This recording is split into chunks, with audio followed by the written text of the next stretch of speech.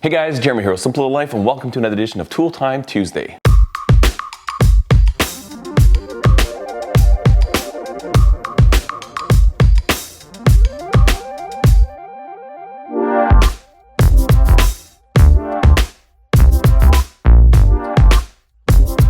This week, I've got a bit of a build video for you, and what I've made is this knife straightening jig. It's a little thing that clamps into my bench vise, and a lot of times, after you heat treat a blade or, harden it, you'll notice you get some warpage. I mean, that's one of the big things they're always looking for when you're watching Forges in Fire. They do their quench and they pull it out to see if it's straight, and it can be a problem. Certain steels are more prone to warping than others. A lot of the stainless steels have some pretty inherent issues with cattywampousness, and also the thinner the material too.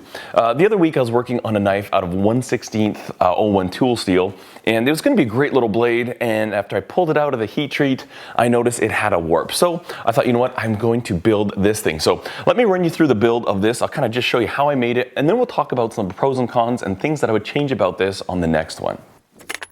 All right, so this was a super simple build. What I'm doing is I'm just taking some piece of scrap angle iron I had laying around. This is a 1/4 inch by 1.5 inches, and I'm cutting them to be about 1 inch longer than the width of the jaws of my vise. So we're just going to lay these out and chop them to size. I'm just cutting them in my cold cut chop saw. That thing is an absolute dream. I really like that tool. And then these pieces here, that's 1 inch by 3/8 bar stock, and that is going to be the end caps that we're going to weld into the angle iron. And we'll also drill and tap holes so we can actually lock this to the vise itself.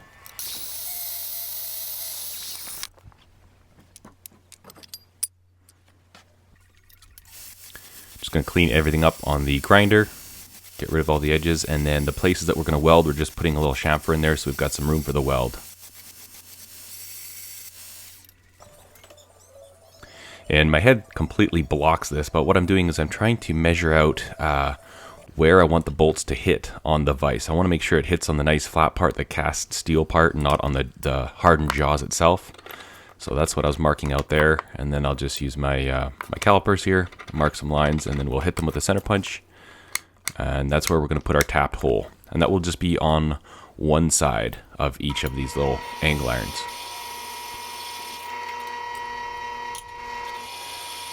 One comment I get quite a bit is that I'm dangerous when I drill things, and yes, I agree. Especially for the young makers out there, I wouldn't necessarily watch what I do and think that, and even though it's probably bad for me to say that, I've got experience, because, I've drilled thousands upon thousands. Literally, I had a job where I got paid by the hole that I drilled. And I'm not even joking, I drilled thousands of holes per day.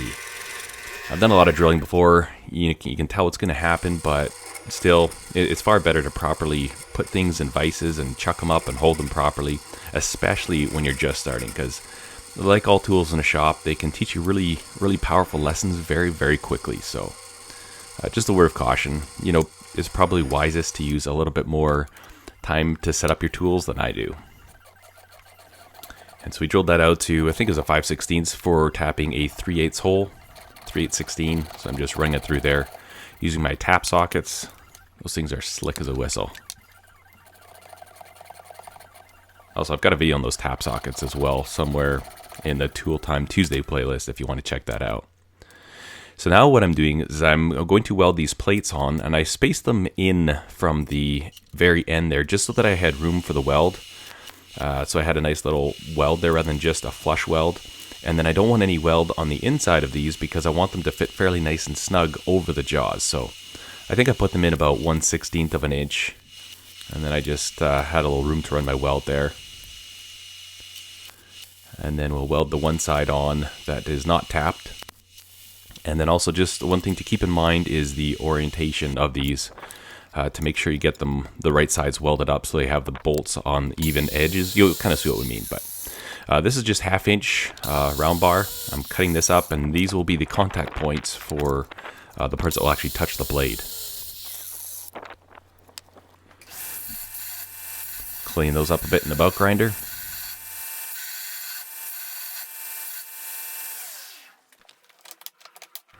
And so this is what I was talking about with the orientation, so that I wanted the bolts on one side so I can adjust it, like take it in and out from one side. Just makes sense. just the way that my holes were lined up and the way they were offset, I had to keep that in consideration while I was welding everything up. So just a little tip there. And then that was kind of tricky to get everything lined up properly.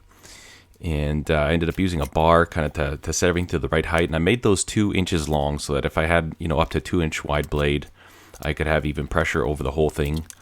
But I didn't center it necessarily. I pretty much left the bottom of those rods flush with the bottom of the angle iron. I think there's enough strength in there that it shouldn't matter at all. So just kind of get everything tacked up here. And then once we've got it all tacked together, we can go and weld, put some decent beads all along those rods.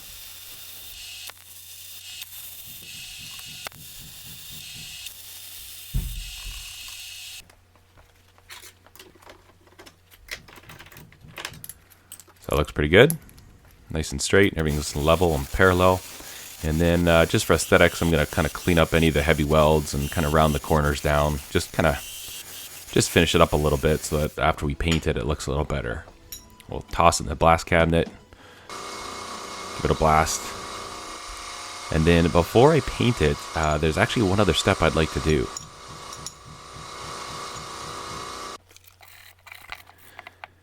Seeing as these are metal, I didn't want to risk scratching blades that I put in there. If I just left those rods as they were, basically we'd have metal on metal contact.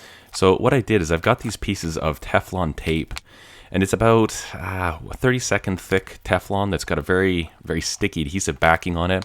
One of the companies I used to work for, we were doing a bunch of R&D, and we had rolls of this stuff. That was probably 15 years ago, and it was all being tossed in the trash. So I grabbed this stuff, and literally I've probably had this kicking around for 15 years. That's really, really handy. I use it as a liner sometimes on my grinding table, but I wanted to put it on these bars so that there would be a little bit of not so much friction there. If the blade needed to bend and kind of move a little bit as you were clamping it down, it could. And then obviously so it wouldn't scratch the blade. And then I just taped this up so that when I paint it, that Teflon would be exposed and I wouldn't have any paint on top of that. Normally I don't paint a lot of my projects, but because it's nice outside now and it's really small, I thought I'd better slap a little bit of paint on there.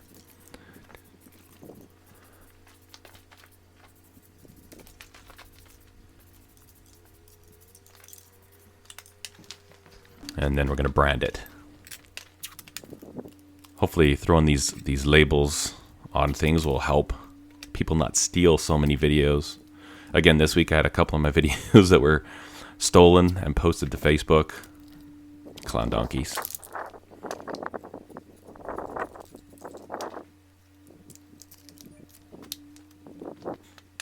We'll let that dry for a bit, and that's pretty much it.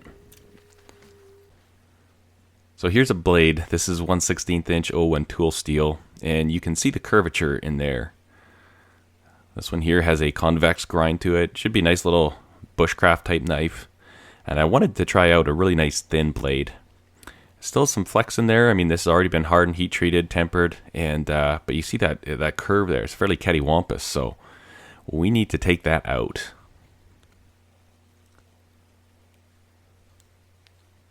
So let's see how this thing does.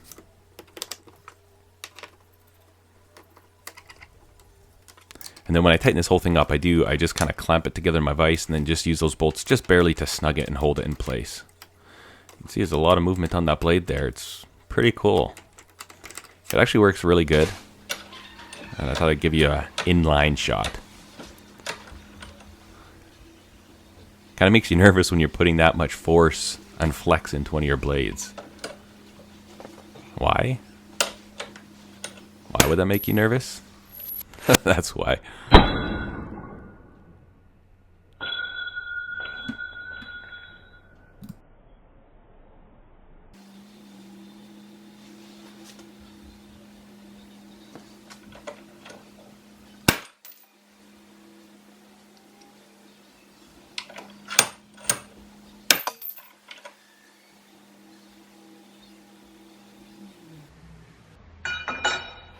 So obviously we lost that blade, and I don't think it was due to a poor heat treat, because looking at the grain structure in that steel where it broke, it was good. I think the reason that I broke it is just due to the fact that these pins are too close together. I think we're just putting too much acute stress that really any little pressure makes a huge difference. I'm going to build another one of these things, and when I do, I'm actually going to space these two rods out further. The reason that I put these close, I thought, well, if I'm doing smaller blades, maybe it'd be nice just to focus and just concentrate that pressure. But obviously the safer bet is to kind of spread that correction out over a longer distance. Typically if you're using really, really thin materials, you're probably not doing small blades. Like I do a lot of really tiny knives, but those are usually thicker stock, like 1/8 and above, and those I've never had issues with warping on them. If you're doing thinner stuff, it's probably kitchen cutlery or fillet knives or something like that. And typically those knives are going to be 4-inch plus blades, right? So I think in the future what I'll do is I've spaced this out. I'll still have enough room to get the whole blade, move it around to find the area that I need to correct, but we'll be spreading that stress out over a longer distance, and it won't be quite such an acute pressure. And I do believe that is the reason that blade broke. It was quite disheartening. I was so excited about it, and I was like, what just happened? Well, my blade broke, and then I continued to break it just to kind of see what was going on. Interesting though is that the very last break there, I'm not sure if you noticed it, but it had a different sound than the previous breaks. It was like ting, ting, ting, and the very last one was kind of a dull thud. The grain looks exactly the same even with a magnifying glass, but maybe it had to do with where it was located in here or how much material was there to vibrate and resonate when it broke. But I definitely noticed a distinct sound. I'm not sure if you did either, but I thought that was kind of interesting. So next one I'm going to build, I'll be spacing these out a little further, but I just wanted to share this video to kind of show you one way to get around it. I didn't want a big fixture that I needed to store on a workbench or on a shelf. And so I thought, if I can make something really small like this to bolt to my bench vise, it doesn't take a lot of room. I can just keep it on a shelf under my bench vise, pull it out when I need it, use it, and then put it away. And it actually works really good. Really, really simple design. And just thought I'd share this with you guys. Maybe this is something you might find useful. Anyways, I hope you enjoyed this video. If you did, give it a thumbs up. Be sure to subscribe to the channel. And as always, I thank you so much for watching. Cheers.